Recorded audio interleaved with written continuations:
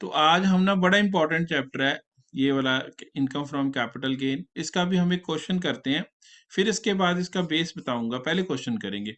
We are doing question number 12A। पहले 12A करना चाहते हैं हम। उसका रीजन है 12A करने का। 12A करने से हमें चीजें क्लियर हो जाएंगी। फिर उसके बाद मैं इसकी फिर बताऊंगा कि करते कैसे हैं। तो पहले 12A करने लगे हैं बेटा हम। तो how to do 12A। 12A करने के लिए पहले तो देखना है कि एसेट खरीदा कब है। Asset was purchased, house was purchased in 1988, और 1988 में हमने हाउस परचेज किया है। हाउस परचेज करके हमने इसको सेल कर दिया। सेल किया है अपने प्रीवियस ईयर में 2019 में। तो पहले तो ये लॉन्ग टर्म कैपिटल गेन हो गया। तो जब लॉन्ग टर्म कैपिटल गेन हो गया तो लॉन्ग टर्म कैपिटल गेन वाला फॉर्मेट उतारेंगे हम। तो लॉन्ग टर्म कैपिटल गेन निकालने के लिए हमने लिखेंगे सेल प्राइस। पहले सबसे पहले हम लिखेंगे सेल प्राइस।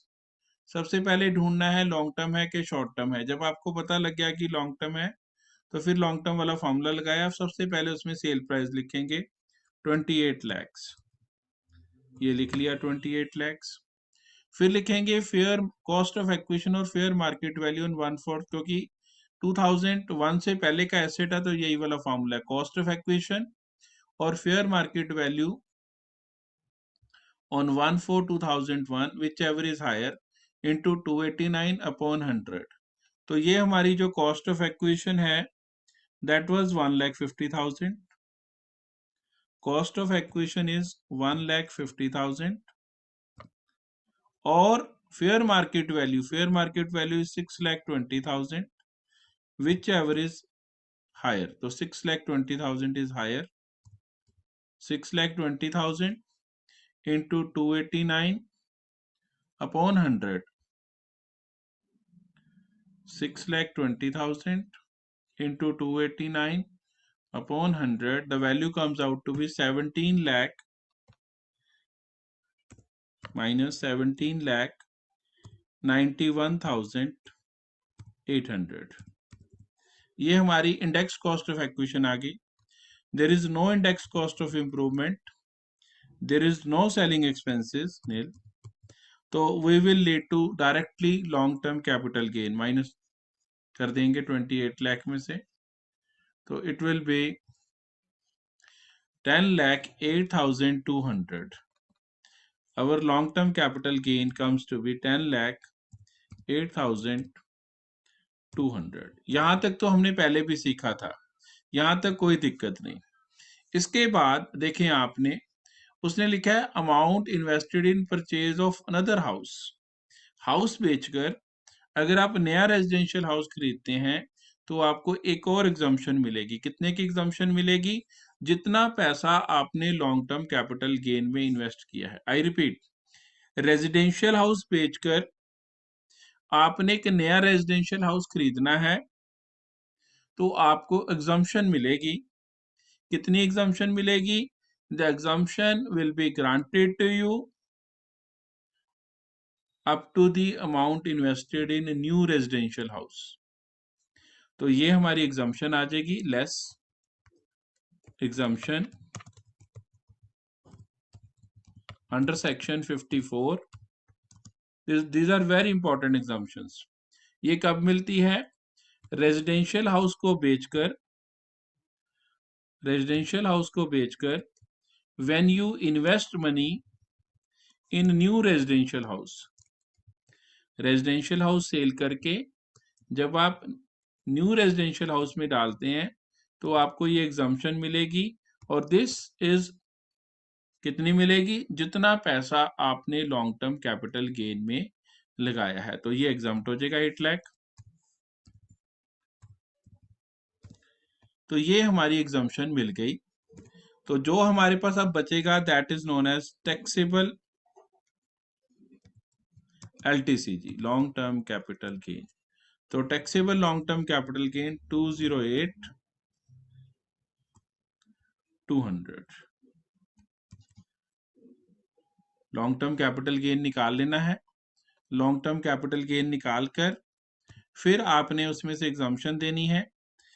और ये ध्यान रखना। अब इसमें 3 चीजें बड़ी इंपॉर्टेंट है ध्यान रखने वाली, अभी डिस्कस भी करेंगे। पहली बात, आपने रेजिडेंशियल हाउस बेचा हो। दूसरी बात, आपने खरीदा भी रेजिडेंशियल हाउस हो। तीसरी बात, जब आपने रेजिडेंशियल हाउस बेचकर रेजिडेंशियल हाउस खरीदना है, ये this exemption is only allowed to individual and HUF. SSC को भी देखना है, मिस्टर एक्स है, अगर एक्स लिमिटेड होती, कंपनी होती, फिर एग्जम्पशन नहीं है। 3 चीजें मैंने दोबारा से बता रहा हूँ। रेजिडेंशियल हाउस बेचकर रेजिडेंशियल हाउस ही खरीदना है, दुकान बेचकर मकान खरीदा, ये वाली एग्जम्पशन नहीं मिलेगी, मिलेगी बट ये नहीं मिलेगी 54 की, उसका और तरीका है।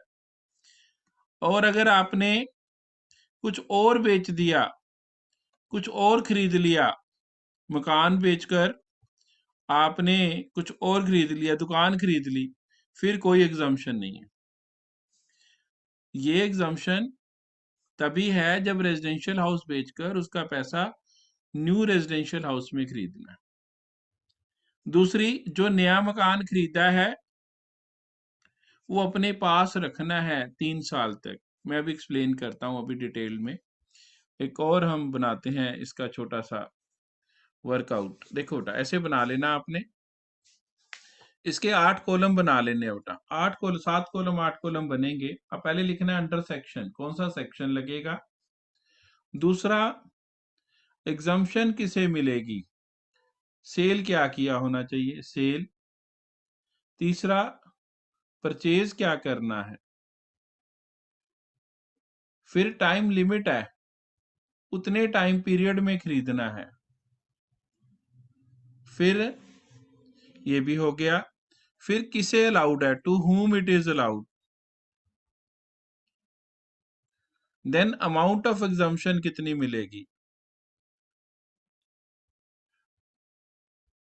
ये उठा हमारे कुछ टॉपिक्स हैं, ऊपर हेडिंग्स हैं। अब हम इसको डिस्कस करते हैं वन बाय वन। 54 की एग्जम्पशन है ये बेटा हमारी, 54 की एग्जम्पशन है ये।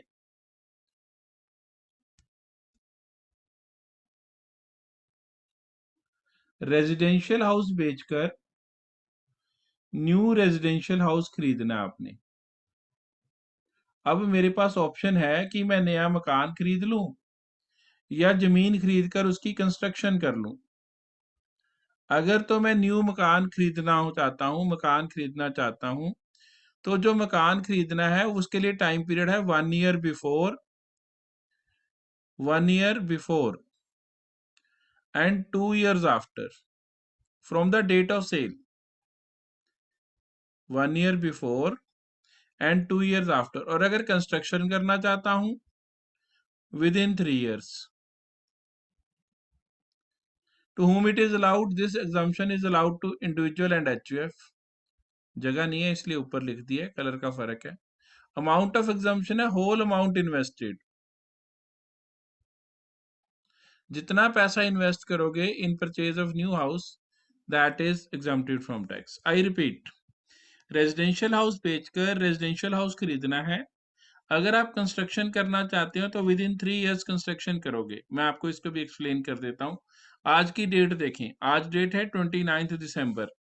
तो 29 दिसंबर अपने प्रीवियस ईयर 19 होएगा, 20 नहीं लेना, अपने प्रीवियस ईयर में नहीं आता 29 दिसंबर 19। ये डेट ऑफ सेल ले लेते हैं, ये हमारी डेट ऑफ सेल है। इस डेट ऑफ सेल से उल्टा काउंटिंग करेंगे। अगर मैं कंस्ट्रक्शन करना चाहता हूं, तो फिर मैं क्या करूंगा, यहां से 3 ईयर्स लूंगा। 3 years from here, that will be 29 दिसंबर 22 तक मुझे कंस्ट्रक्शन करनी है नए मकान की। जितना पैसा कंस्ट्रक्शन में लगा दूंगा, the whole amount is exempted from tax. और अगर मैं नया मकान खरीदना चाहता हूं तो 29 दिसंबर, क्योंकि हमारे बुजुर्ग लोग मकान बेचकर नया मकान खरीदने से पहले कहते हैं कि पहले खरीद लो, तो 1 साल पहले एक्ट भी अलाउ करता है। 29 दिसंबर 18 टू 29 दिसंबर 2020, ये टाइम पीरियड देगा 21 तक, 2 साल, 20 year. 1 year before and 2 years after, ये टोटल पीरियड हो गया 3 ईयर्स का, 18 से लेकर 21 तक। तो आपके पास ये टाइम पीरियड है परचेज करने का।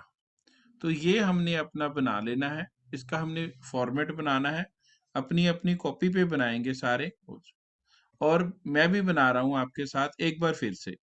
Will do it again.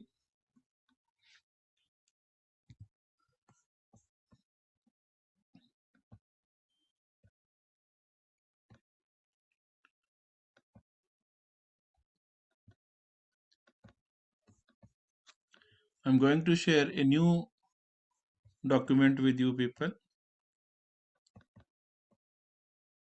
We'll make it again. एक और फॉर्मेट बनाना पड़ेगा, 7 कॉलम, रोज बहुत ज्यादा चाहिए। पहले लिखेंगे अंडर सेक्शन, कौन से सेक्शन में एग्जाम्पशन मिलेगी, यहां लिखेंगे व्हाट टू सेल, क्या बेचा हमने, वेयर टू इन्वेस्ट, कहां पैसा लगाना है, देन टाइम पीरियड, कितना टाइम पीरियड अलाउड है, to whom allowed, to whom exemption is allowed, then amount of exemption, and the last is कौन सा कैपिटल गेन, LTCG और STCG। ये 7 कॉलमनर हमारा टेबल बनेगा।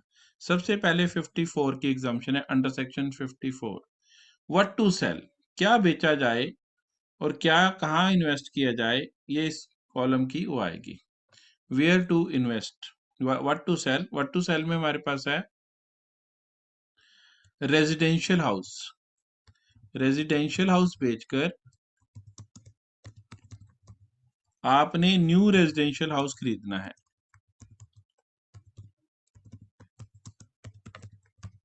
रेजिडेंशियल हाउस बेचकर न्यू रेजिडेंशियल हाउस खरीदना है। अगर परचेज करना है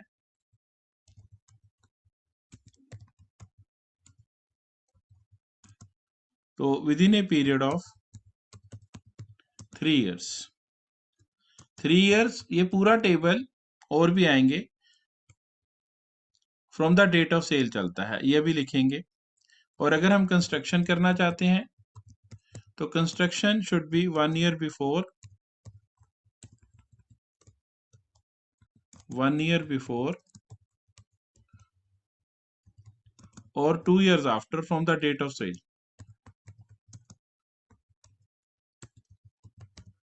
To whom allowed, this deduction is allowed to individual and HUF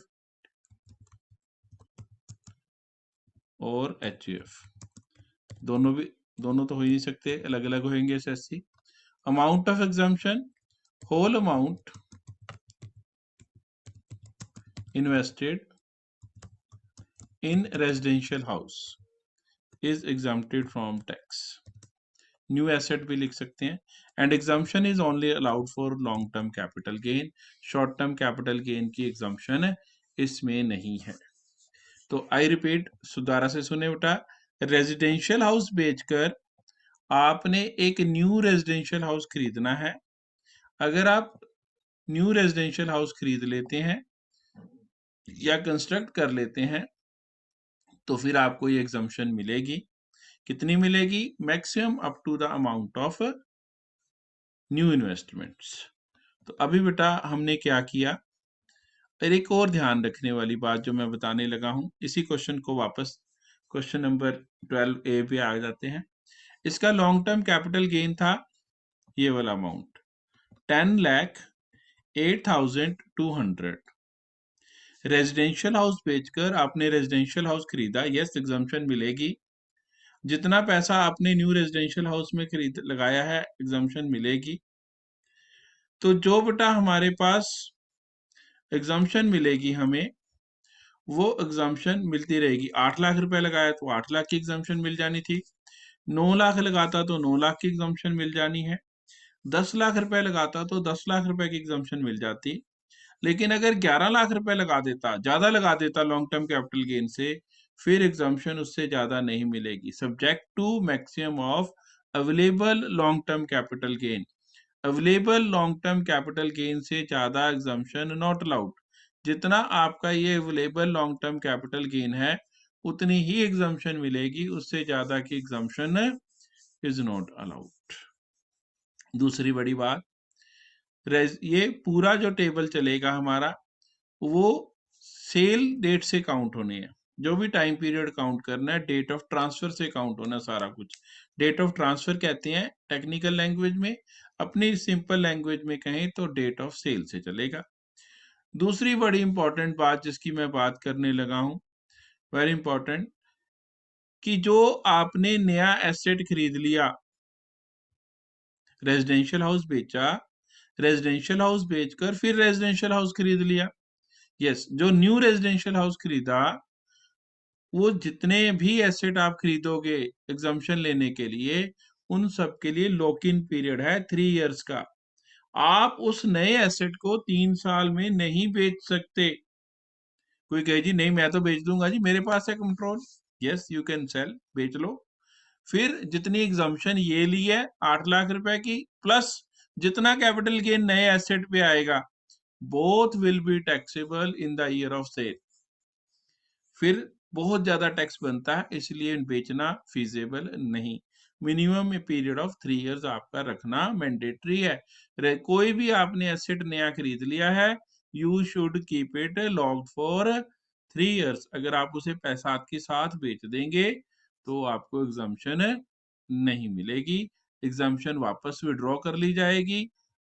अब इसमें एक छोटा सा पॉइंट और है, ये वाला पॉइंट जो हमने अभी डिस्कस किया ये फिर आगे सीखेंगे। अभी हम इतना ही सीखेंगे कि रेजिडेंशियल हाउस बेचकर अगर हम रेजिडेंशियल हाउस खरीदते हैं तो फिर हमें एग्जम्पशन मिलेगी अंडर सेक्शन 54, और जितना पैसा हमने लगाया है that is totally exempted from tax. एक और एग्जम्पशन इसके साथ दी है एक्ट ने, दूसरी एग्जम्पशन 54 सबसेक्शन 2 की। अब क्या हुआ, मैं मकान बेचकर मकान खरीदना तो चाहता हूं लेकिन मुझे मकान पसंद नहीं आ रहा। मुझे पसंद आता है तो मेरे फैमिली को नहीं पसंद आता, फैमिली को पसंद आता है तो पेरेंट्स को नहीं पसंद आता। अब दिक्कत में हूं कि मकान बेचकर मकान खरीदना चाहता हूं लेकिन पसंद नहीं आ रहा, या रेट ऊपर है या कोई और प्रॉब्लम है, जैसा मैं चाहता हूं वैसे नहीं मिल रहा। तो मैं क्या करूं, मैंने तो रिटर्न भरनी है, पहले पैसे जमा करा दूं गवर्नमेंट को, फिर जब खरीद लूं फिर गवर्नमेंट से वापस मांगता फिर। एक्ट कहता है ना ऐसे मत करो, ऐसे उलझ जाओगे। तो रेजिडेंशियल हाउस बेचकर उसका पैसा कैपिटल गेन अकाउंट स्कीम में डाल दो। कैपिटल गेन अकाउंट स्कीम ये बेटा सेविंग अकाउंट की तरह होता है, 1988 की स्कीम है। तो आप जो भी पैसा आपका आया है वो आप उसको ले जाकर कैपिटल गेन अकाउंट स्कीम 1988 नाम है इसका, 1988 ईयर में भी शुरू करी गई। रेजिडेंशियल हाउस बेचकर उसका पैसा रेजिडेंशियल हाउस में डालकर कैपिटल गेन स्कीम में डाल दो। किसी भी बैंक में चले जाओ, उन्हें कहो जी कैपिटल गेन अकाउंट खोलना है, तो वहां से खुल जाएगा आपका। अब ये कैपिटल गेन अकाउंट में जितना पैसा आप डाल दोगे the whole amount is exempted from tax, लेकिन amount should be due date of filing of return, before the due date of filing of return. जो रिटर्न फाइल करने की ड्यू डेट है उससे पहले पहले। अब इस बार तो 19 वाली तो बढ़ गई, तो हमारी जो लास्ट डेट मानी जाती है वो मानी जाती है 31 जुलाई 2020। ये नॉर्मल है, नॉर्मल में due date of filing of return 31 जुलाई 2020 थी, लेकिन इस बार कब तक एक्सटेंडेड है, इस बार एक्सटेंडेड है 31 दिसंबर तक। लेकिन ये नहीं कि ये पैसा मैं 31 दिसंबर तक जमा करा सकता हूँ, नॉट अलाउड। एक्सपेक्टेड डेट यही थी मेरी 31 जुलाई। 31 जुलाई तक जितना पैसा जमा करा दिया उसी की ही एग्जम्पशन मिलेगी, even in this case also, अपने ईयर में भी 31 दिसंबर तक नहीं मिलेगी। हालांकि due date of filing of return extend कर रहे हैं हम, इनके लिए नहीं एक्सटेंड होती, ये उसी डेट पे है। वैसे भी अगर आप 1920 के रिटर्न भरेंगे तो उसने 31 जुलाई तक का ही एग्जम्पशन का कॉलम दिया है, उसके बाद पैसा जमा कराओगे कैपिटल गेन अकाउंट स्कीम में एग्जाम्पशन नहीं मिलेगी। This exemption is allowed to individual and HUF. Again ये तो सेम ही रहेगा बेटा, डिट्टो ऊपर वाला। तो मैं कॉपी कर लेता हूं।